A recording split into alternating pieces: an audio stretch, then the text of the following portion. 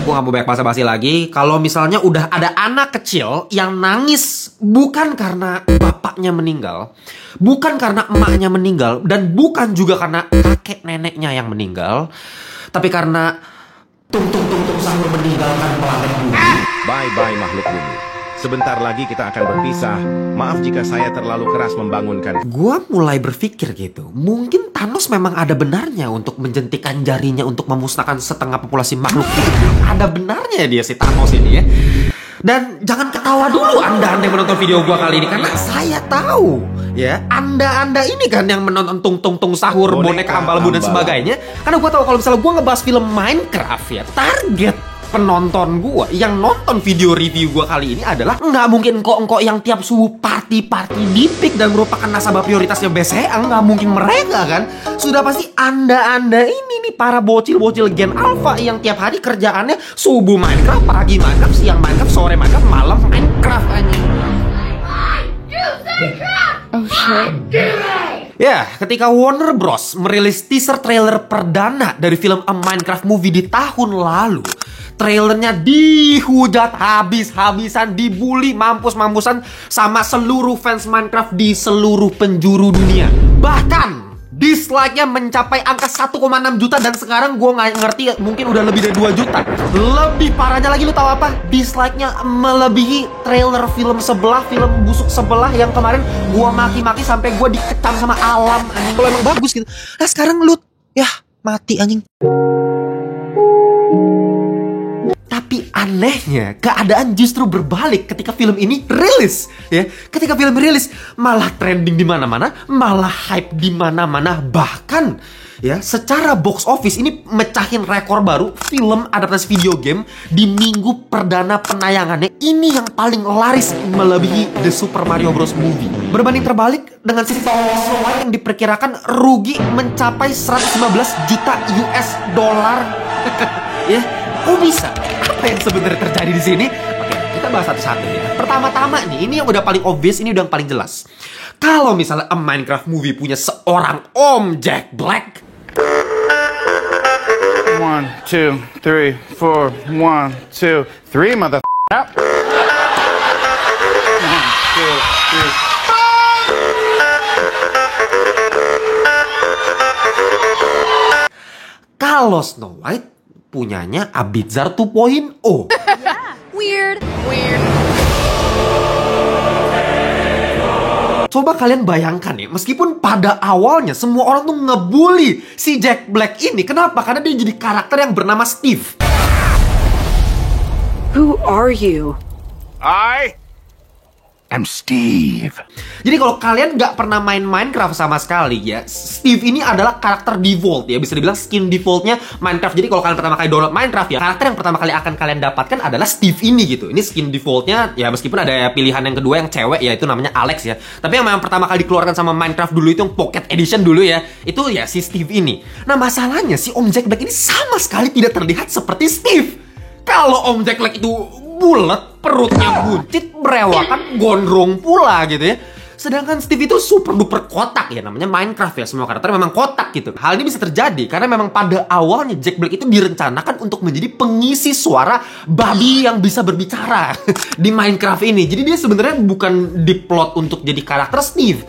Cuman di akhir tahap development film A Minecraft Movie ini, tiba-tiba di switch nih, si Jack Black malah dijadikan karakter Steve, jadi karakter utamanya. Tapi meski dari segi looks, mas-mas ini lebih cocok jadi Steve dibandingkan seorang Jack Black, tapi kalau kalian udah nonton film A Minecraft Movie ini, kalian mungkin akan paham gitu ya, kenapa tiba-tiba di switch si Jack Black malah jadi Steve-nya. Karena literally film ini di carry habis-habisan sama Jack Black. Chicken jockey. Tanpa Jack Black, udah pasti gue kasih rating sampai auto hancur, bisa jadi busuk bahkan gila. Jack Black itu bener-bener gue ngerasa melakukan semuanya demi menyelamatkan film ini dari yang penulisan plotnya hancur lebur, penulisan dialognya jelek mampus, banyak momen-momen awkward, banyak momen-momen yang cringe. Ya memang seorang Jack Black akanlah menjadi seorang Jack Black gitu yang kita kenal di film School of Rock, Nacho Libre, Kung Fu Panda, Jumanji, ya masih Jack Black yang sama lah. Cuma di sini lu akan ngerasain passion dia terhadap game ini. Kok bisa? Karena kalau misalnya lu baca di media, di berita, Jack Black ini sangat-sangat gila Minecraft. Jadi ketika dia lagi di set lokasi syuting, kalau misalnya lagi break, dia pasti main lagi game Minecraft itu. Bahkan durasi dia login itu sampai 100 jam. Sampai-sampai katanya dia tuh terobsesi sama satu blok yang namanya tuh lapis lazuli. Ini ada di Minecraft ya, itu memang blok yang langka. Dan dia cari terus sampai mampus nih blok lapis lazuli ini. Jadi kalau misalnya dia udah selesai syuting, balik lagi main game, nyari lagi tuh lapis lazuli gitu. Nah, dari situ aja lu akan paham kalau misalnya setiap dialognya cuma sepatah dua patah kata kayak chicken jockey ya di adegan ini gitu. Dia ngomong kayak flint and steel.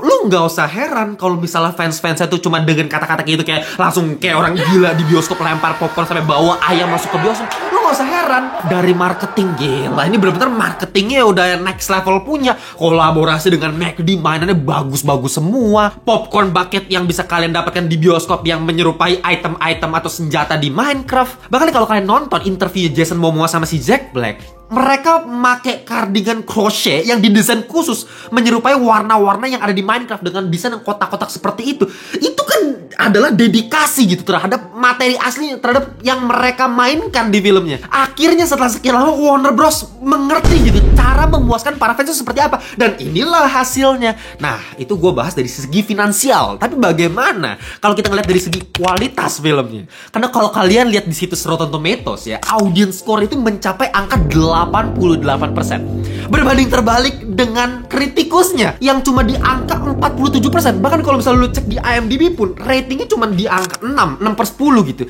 Jadi kesimpulannya, apakah memang film ini hancur secara kualitas tapi begitu dicintai oleh para fans-fansnya? Ya kalau buat gue pribadi yang udah main Minecraft tapi gak bisa dibilang fans juga, ya gue ngerasa lagi-lagi ketolong sama Jack Black. Setiap ada Jack Black, gue selalu ketawa, gue selalu bisa senyum. Energi dia bener-bener gak habis-habis, selalu bisa bikin mata gue melek gitu. Terutama di bagian opening yang fast pace, cepet banget anjing. Bener-bener gak ada logika yang berjalan sama sekali di film ini. Ya bener-bener absurd banget loh filmnya. Di awal-awal ngakak mampus. Tapi ketika kita pindah ke dunia nyata, kita diperkenalkan sama karakter Jason Momoa, sama si Amy Myers, sama dua karakter lainnya. Gue gak ngerasa ada keterikatan emosional sama sekali. Kerasa hambar, dialog-dialognya cringe, banyak momen awkward. Disitulah fatalnya menurut gue. Entah kenapa aktor-aktor lain ini gak ngeblend sama sekali. Karena menurut gue pemilihan cast-nya juga sangat-sangat random. Dan gak ada chemistry sama sekali. Gue ngerasa kayak mereka cuma bener-bener ya udah didatengin langsung main aja gitu tanpa baca skrip. Ya sebenarnya udah pasti baca skrip juga sih, udah pasti ada prose reading, udah pasti. Cuman rasa-rasanya tuh seperti itu. Rasanya kayak gak baca reading, gak ada chemistry sama sekali. What the hell? Ya random tuh sebenarnya nggak apa-apa ya. Kalau memang genrenya tipikal komedinya yang pengen absurd, abstrak, random kayak begini nggak masalah. Ya mengingat sutradaranya juga Jared Hess yang dulu bikin Nacho Libre, yang buat gue adalah film komedi terengakak sepanjang masa. Versi gue ngakak brutal nonton Nacho Libre.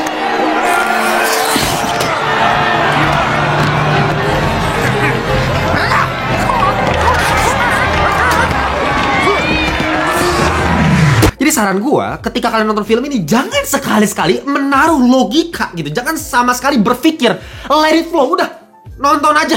Ya, nikmatin aja. Kayak misalnya nanti di awal-awal kalian menemukan satu bocah si Steve kecil yang mukanya super duper aneh begitu. Terus memang impiannya pengen melakukan mining di gua tambang, tapi dihalang-halangi sama kakek cangkul. Kayak cerita apa ini? Absurd, gak jelas. Dan terus si Steve ini terus kabur karena ditakut-takut sama si kakek tersebut. Terus dia udah gede, kerja kantoran dan bekerja jualan gagang pintu. Dan tiba-tiba di suatu waktu dia mulai merasa kalau misalnya hidupnya kosong. Dan kekosongan ini akan dia dapatkan lagi dengan mengingat masa lalunya untuk kembali ke gua tambang tersebut untuk mining lagi. Dan akhirnya dia ketemu lagi sama si kakek cangkul. Dan akhirnya dia berhasil melewati kakek cangkul tersebut dengan cara yang tidak akan pernah kalian bisa pikirkan seumur hidup kalian dengan 200 IQ sekalipun.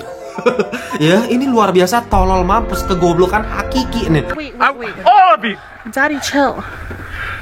What the hell is even that? Jadi jangan sama sekali kalian pernah berpikir untuk mengajak kakek nenek Anda untuk menonton film A Minecraft Movie ini. Karena bisa jadi mereka meninggal di tempat. Allahu Akbar! Tapi ya balik lagi ya, tanpa Jack Black, scene komedi yang super duper absurd tadi itu nggak ada yang works, gagal semua. Kita mulai misalnya dari Jason Momoa yang kita udah tahu dia selalu berhasil menurut gue ya, mau jadi karakter Aquaman kayak mau main di Game of Thrones, mau main di Dune sekalipun, bahkan Fast and Furious jadi kayak orang gila, maniak, psikopat gitu yang benar-benar berbeda dengan karakter dia sebelum-sebelumnya, berhasil aja. I'm Dante. I'm Shantae. And you are fantastical. Tapi di sini dia diplot menjadi karakter yang memang annoying, memang karakter annoying, ngeselin, memang diplot untuk bikin penonton kesel sama nih karakter karena dia gagal move on dari kehidupan di masa lalunya. Jadi dia itu dulunya itu pernah juara video game championship tahun 1989 dan dia selalu mengagung-agungkan pencapaiannya dia di masa lalu. Tapi ketika dia udah dewasa, dia nggak pernah bisa mendapatkan pencapaian apapun lagi di kehidupannya. Bahkan dia selalu gagal. Tapi dia selalu berlindung di balik pencapaiannya di masa lalu. Dia nggak bisa move on. Dia gagal move on. Dia selalu bangga-banggain kejagoan dia dalam menjuarai turnamen tahun 1989 tersebut. Tapi di masa sekarang, udah dia nggak jadi apa-apa. Makanya julukannya The Garbage Man. Wait, who are you again? Garrett the Garbage Man Garrison. Game of the Year 1989. Whatever. Yang berpotensi untuk diberikan sebuah pesan. Lu harusnya bisa terus move on gitu untuk masa depan. Lu mencapai pencapaian lain, terutama untuk para anak-anak muda Gen Alpha zaman sekarang yang mungkin ya jago di game gitu ya. Sekarang jago di game, tapi ya di masa depan mungkin gak bakal jadi apa-apa. Kan ketika menonton film ini, melihat karakternya si The Garbage Man ini kan akan menjadi sebuah pesan yang sangat-sangat bagus gitu. Tapi itu gak dilakukan sama film ini. Gak ada development yang bagus, penulisannya gak jelas gitu. Bener-bener si The Garbage Man ini cuma jadi karakter yang annoying aja, super duper annoying. Ini jangan salah ya, ini bukan karakter villain yang annoying kayak misalnya Dolores Umbridge di Harry Potter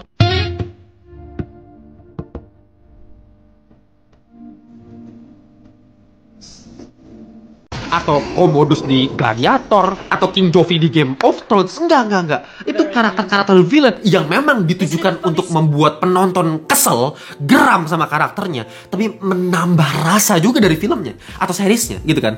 Kalau misalnya nggak ada King Joffrey di Game of Thrones, hambar mampus filmnya. Atau misalnya karakter Nobita di Doraemon, memang beban mampus. Tapi ya kalau misalnya nggak ada Nobita, ya Doraemon nggak akan bisa jadi sebagus itu kan ceritanya. Nah tapi yang jadi masalah, The Garbage Man ini tidak seperti karakter-karakter tadi yang gue ceritakan.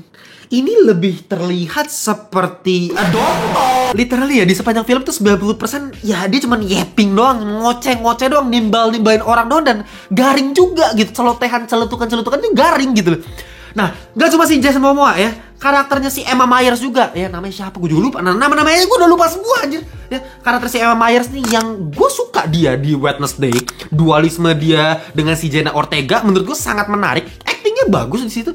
Tapi di sini actingnya kayak nggak bisa acting anjing. This place makes no sense.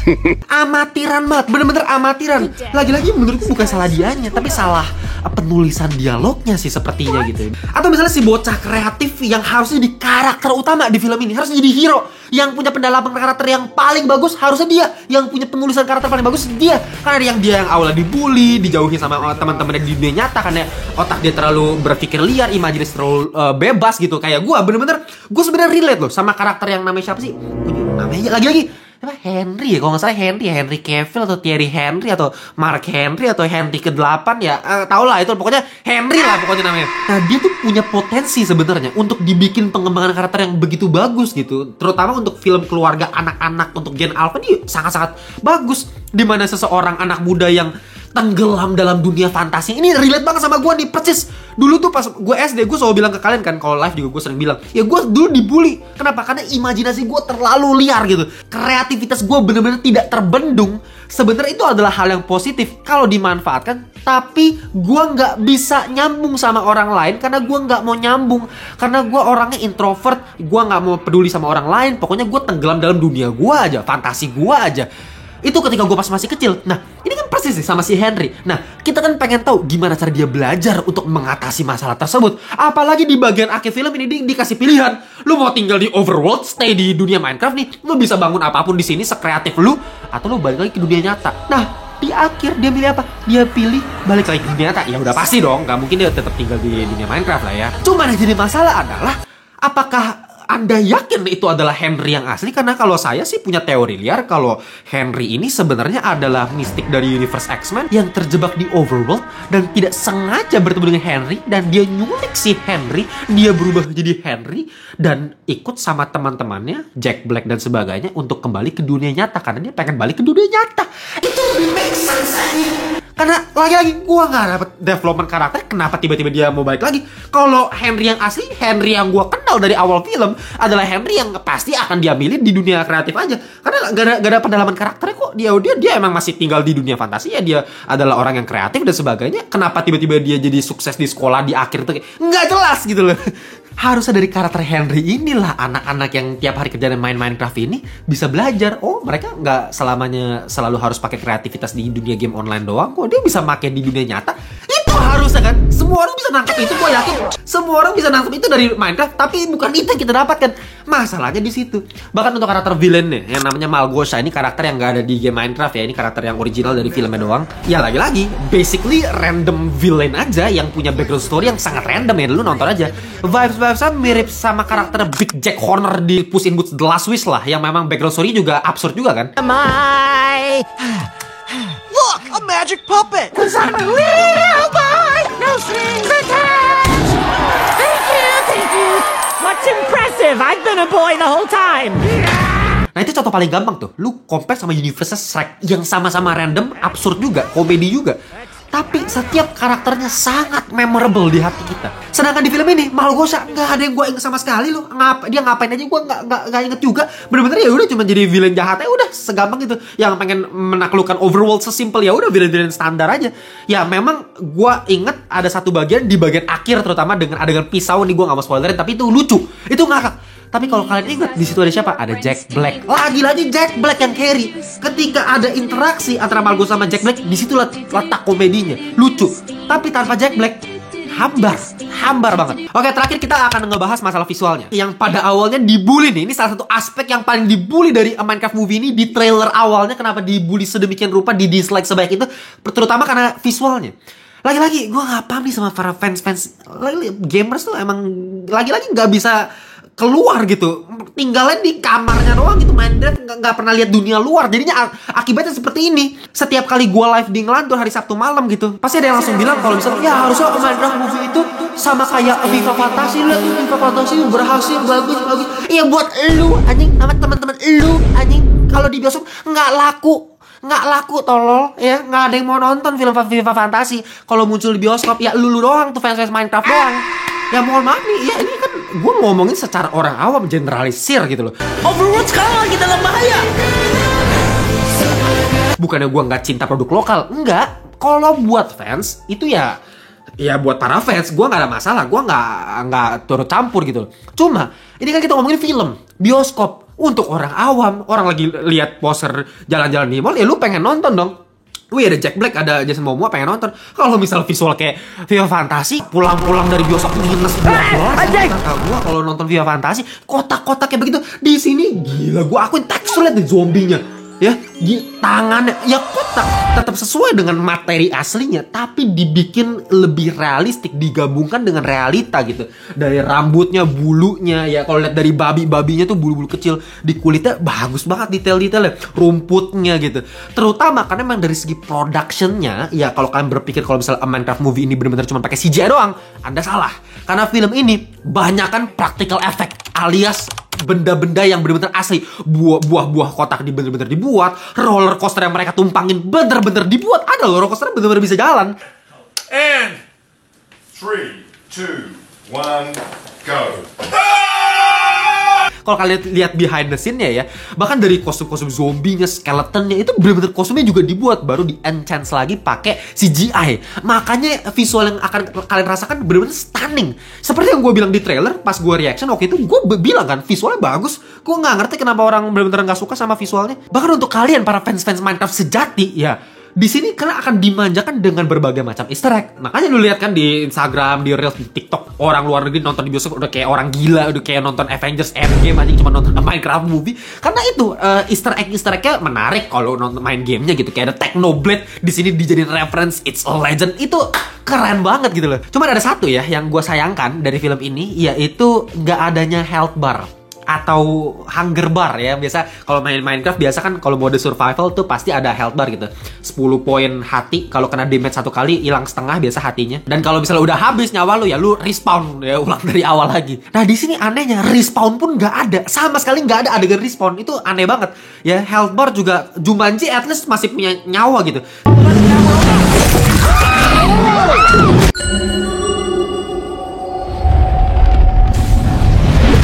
Sehingga apa, ketika kita nonton kita tegang. Jadi ketika mereka dikeroyokin sama zombie, tegang gitu. Oh ada nyawanya, mereka benar bisa mati. Nah di sini kita nggak tahu nih. Mereka cuma kayak Dan terakhir yang paling gue sayangkan dari film ini adalah, menurut gue potensi film ini sebenarnya jauh lebih gede. Ya kreativitas dari Minecraft tuh wah luar biasa menurut gue. Ini game adalah game terlaris sepanjang masa. Kenapa? Ada alasannya. Karena memang kreativitas benar-benar tidak terbatas nih. Di dunia Minecraft lu bener-bener bisa bikin apapun itu. Ironisnya di sini kita punya satu karakter yang katanya kreatif mampus gitu. Hero kita nih si Thierry Henry tadi itu. Dia katanya kreatif tapi ya udah cuma bikin satu senjata doang dari awal sampai akhir. Potato launcher tuh kalau kan main Minecraft udah gitu. Dia paling ya bikin yang lain-lain tapi nggak ada yang benar-benar bikin gue wah. Yang kayak kalau misalnya gue udah main Minecraft tuh semua orang banyak bisa bikin yang keren-keren. Gue nggak lihat itu dari film ini. Lagi-lagi menurut gue terlalu males nih. Lagi-lagi terlalu males sebenarnya. Ya mereka benar-benar cuma ngandelin fan service sama kayak MCU aja. Ya beruntungnya ya ini film pertamanya Minecraft, jadi ya fans-fansnya masih heboh itu. Ya kalau misalnya nanti ada film kedua ketiga ya lihat aja nih. Kalau misalnya masih gini-gini doang, siap-siap aja hancur lebur loh. Kalau kalian tanya final score dari gue akan kasih 6,3/10 alias kurang ya. Ini bener-bener kurang, nggak sampah cuman gara-gara Jack Black satu dan visualnya yang cukup bagus, cukup niat ya secara productionnya, praktikal dan CGI dan sebagainya itu mulus menurut gue bagus. Tapi selebihnya oh my